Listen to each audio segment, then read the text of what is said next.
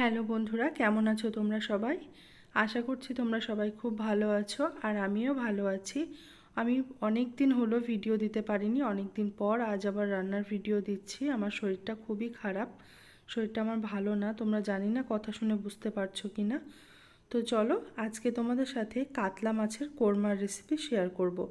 তার জন্য প্রথমে আমি মাছগুলোকে ধুয়ে নিয়েছি। ধুয়ে নেওয়ার পর লেবুর রস, আদা রসুনের পেস্ট, লবণ, লঙ্কা গুঁড়ো আর দিয়ে দেবো একটু সাদা তেল।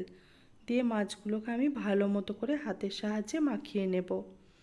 তোমরা দেখতে পাচ্ছ আমি হাতের সাহায্যে মাছটাকে খুব ভালো মতো করে মাখিয়ে নিচ্ছি। এপিট ওপিট ভালো মতো করে মাছটাকে মাখিয়ে নিতে হবে। তারপর এই মাছটাকে আমি 1 ঘন্টার জন্য রেস্টে রাখবো। 1 ঘন্টা পর চলো একটা কড়াইয়ে তেল বসিয়ে দিয়েছি, তেলটা গরম হয়ে গেছে। এবার আমি একে একে মাছগুলো ছাড়বো ভাজার জন্য তেলে। তোমরা চাইলে খুন্তি ইউজ করতে পারো, আমি হাতে করে দিয়েছি যাতে তেল ছিটকানোর ভয় আছে। এই মাছগুলো হলুদ যেহেতু দেওয়া নেই সেহেতু এই যে এইভাবে তোমরা দেখতে পাচ্ছ কিভাবে এই পরিমাণে যখন ভেজে হয়ে আসবে ভাজা, সেই পরিমাণে তোমরা উল্টে দেবে মাছগুলোকে। খুব বেশি ডিপ ফ্রাই করবো না, তাহলে মাছটার স্বাদ নষ্ট হয়ে যায়। এবার একদিক হয়ে গেছে, এই দিকটাও আমি ভেজে নেব।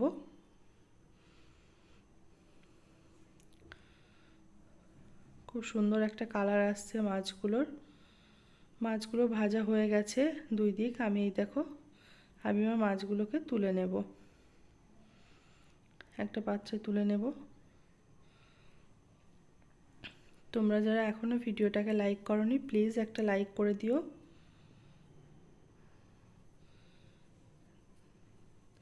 এবার আমি আরেকটা কড়াই বসিয়ে দিয়েছি, তার মধ্যে দিয়ে দিলাম সাদা তেল। কোরমা যেহেতু তো সাদা তেলেই ভালো রান্না হয়। আর দিয়ে দেবো 1 চামচ ঘি। ঘিয়ের মধ্যে এবার করে নেব যেটা পেঁয়াজ বেরেস্তা। কোরমাতে পেঁয়াজ বেরেস্তাটা দিলে টেস্টটা অনেক ভালো হয়। ফার্স্টে আমি পেঁয়াজ বেরেস্তাটা করে নেব। ভালো মতো করে নাড়াচাড়া করে তোমরা দেখতে পাচ্ছ আমি পেঁয়াজটাকে বেরেস্তা করে নিচ্ছি।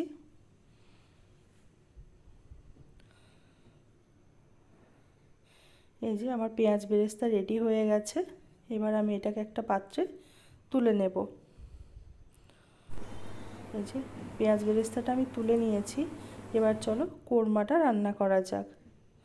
আমি যে তেলে পেঁয়াজ বেরেস্তা করেছি ওই তেলেই আমি কোরমাটা রান্না করব। প্রথমে আমি গোটা গরম মশলা দিয়ে দিলাম ওই তেলের মধ্যেই, এলাচ, লবঙ্গ আর দারচিনি। তার মধ্যে দিয়ে দিলাম আদা রসুনের পেস্ট। ভালো মতো করে নাড়াচাড়া করে নিতে হবে যাতে কাঁচা গন্ধটা চলে যায় এখান থেকে। এবার এখানে আমি পেঁয়াজ আর কাঁচা লঙ্কা পেস্ট করে রেখেছিলাম সেটাও দিয়ে দিলাম। এটাকেও খুব ভালো মতো করে নাড়াচাড়া করে নিতে হবে যাতে কাঁচা গন্ধটা যেন না থাকে। পেঁয়াজের যে কাঁচা গন্ধটা সেটা চলে গিয়ে খুব সুন্দর একটা স্মেল আসবে। তখন আমি এখানে দিয়ে দিলাম ফেটে রাখা টক দই। টক দইটাকে আমি ভালো মতো করে ফেটে রেখেছিলাম সেটাই দিয়ে দিলাম। এরপর দিয়ে দেবো কাজু বাটা।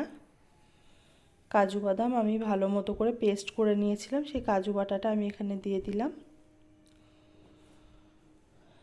ভালো মতো করে নাড়াচাড়া করে নিতে হবে। দিয়ে দিলাম স্বাদ মতো লবণ। আর এখানে দেবো একটু সামান্য পরিমাণে হলুদ। হলুদটাকে তোমরা চাইলে অ্যাভয়েডও করতে পারো, সামান্য একটু হলুদ দিলে কোরমার কালারটা ভালো আসে। তারপর দিয়ে দিলাম লঙ্কা গুঁড়ো। এবার ভালো মতো করে এখানে এই মিশ্রণটাকে নাড়াচাড়া করে নিতে হবে। তোমরা দেখতে পাচ্ছ খুব সাবধানে করতে হবে, এগুলো খুব ফোটে, গায়ে ছিটকে যাওয়ার একটা চান্স থাকে, যেন ছিটকে না যায় সেদিকে খেয়াল রেখে একটা খুন্তির সাহায্যে বা একটা এর সাহায্যে নাড়াচাড়া করে নিতে হবে। এখানে দিয়ে দিলাম আমি গরম মশলা।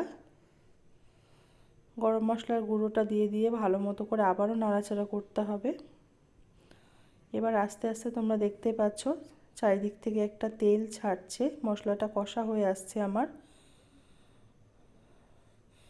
এই যে তোমরা একটু খেয়াল করে দেখো চারদিক থেকে খুব সুন্দর তেল ছাড়ছে। এই সময় আমি এখানে অল্প পরিমাণে জল দিয়ে দিলাম।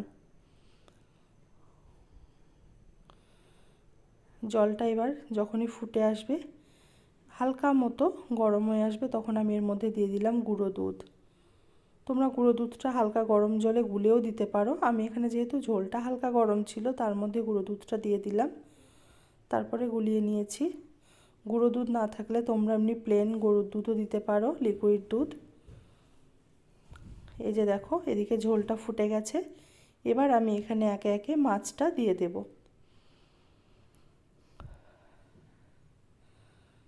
মাছটা দিয়ে একটু নাড়াচাড়া করে নিলাম যাতে ভালো মতো করে ঝোলের মধ্যে মাছটা ডুবে যায়। তারপরে অনেকক্ষণ পর ঝোলটা যখন একটু কমে আসবে তখন আমি পেঁয়াজগুলোকে এরকম ক্রাশ করে নিলাম। একটু বেরেস্তা আমি রেখে দিয়ে পুরোটাই আমি দিয়ে দিলাম ঝোলের মধ্যে। আর দিলাম কয়েকটা কাঁচা লঙ্কা। কাঁচা লঙ্কাগুলো ঝাল হবে না, জাস্ট ফ্লেভারের জন্য।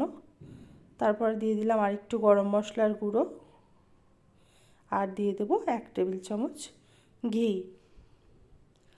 এটাকে দিয়ে গ্যাসের ফ্লেমটাকে আমাকে লো করে দিতে হবে। গ্যাসের ফ্লেমটা লো করে আমি একটা ঢাকনার সাহায্যে ঢেকে দিয়েছি। 15 মিনিটের জন্য আমি ঢেকে দিয়েছিলাম। 15 মিনিট পর তোমরা দেখতেই পাচ্ছ আমার কোরমা অলমোস্ট রেডি। আমার শরীরটা খুবই খারাপ, ভয়েস দিতে জানি কষ্ট হয়েছে। তোমাদের যদি কোথাও বুঝতে অসুবিধা হয় বা কোনো অসুবিধা হয় প্লিজ কেউ কিছু মনে করো না। আর আমার এই ভিডিওটাকে যদি তোমাদের ভালো লেগে থাকে তোমরা প্লিজ একটা করে লাইক করে দিও, আর ভিডিওটা শেয়ার করে পাশে থেকো প্লিজ, চ্যানেলটিকে সাবস্ক্রাইব করো।